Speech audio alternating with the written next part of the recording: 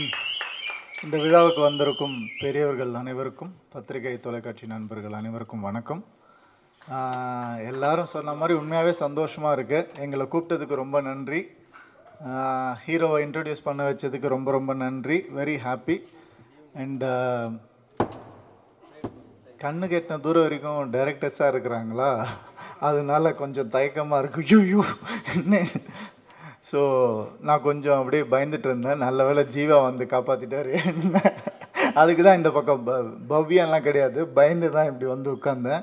ஏன்னா first day ஸ்கூலுக்கு போகும்போது எப்படி ஒரு பயம் இருக்குமோ அந்த மாதிரி இருந்தது எல்லா டைரக்டர்ஸ் கூட உட்காரும் போது. ஏன்னா எல்லாருமே சக்ஸஸ்ஃபுல் டைரக்டர்ஸ். அண்ட் பல ஸ்கூல் பிரின்ஸிபல் ஒரே ஸ்கூலில் வந்து இருந்த மாதிரி இருந்தது. அது எல்லாமே விக்ரமன் சாருக்காகவும் கேஎஸ் ரவிக்குமார் சாருக்கும் காமிச்ச அந்த அன்பு தான்.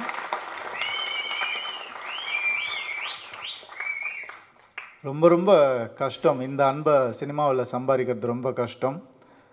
இதுக்கு யார் கிரேட்டுன்னு என்னால் இன்னும் முடிவு பண்ண முடியல.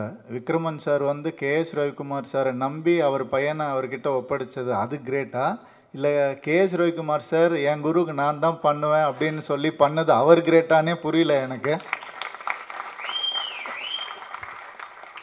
ஸோ ரெண்டு பேருமே இந்தியன் சினிமாவில் லெஜெண்ட்ஸ். அவங்க நம்ம தமிழ் சினிமா அப்படிலாம் சொல்லவே கூடாது. இந்தியன் சினிமாவில் வந்து ரெண்டு பேர் லெஜெண்ட்ஸ் அவங்க.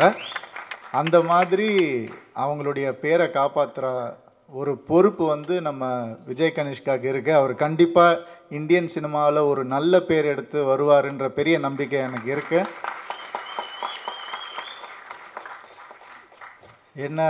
ஏன்னா வந்து ஒரு பயங்கரமான ஒரு ஹீரோ.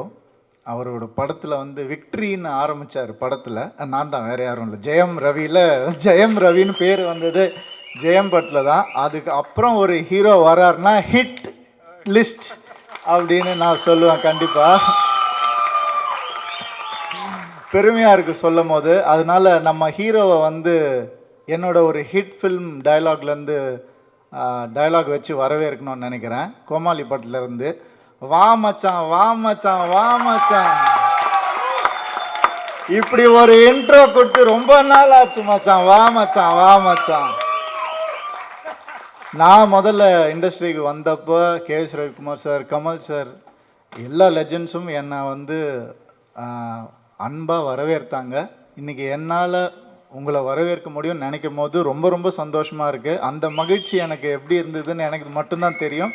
இன்றைக்கி இவ்வளோ பேர் உங்களை வரவேற்கும் போது கண்டிப்பாக நீங்கள் சந்தோஷமாக இருப்பீங்கன்னு நான் நம்புகிறேன்.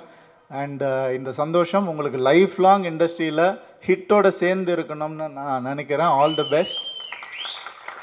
And music director Sathya sir, song சூப்பராக இருந்தது சார், அமேசிங், ஆசம். நான் ரொம்ப என்ஜாய் பண்ணேன். அண்ட் 2 ஹீரோ சப்ஜெக்ட்ஸ் கேட்டிருக்கேன், 2 ஹீரோ படத்தில் வந்து நடித்து கேட்டிருக்கேன், 2 டைரக்டர் வந்து ஒரு படத்தில் பண்ணி இப்போ தான் நான் முதல் தடவை கேட்குறேன். ஸோ அது ரொம்ப ஹெல்த்தியான ஒரு விஷயம் நான் நினைக்கிறேன்.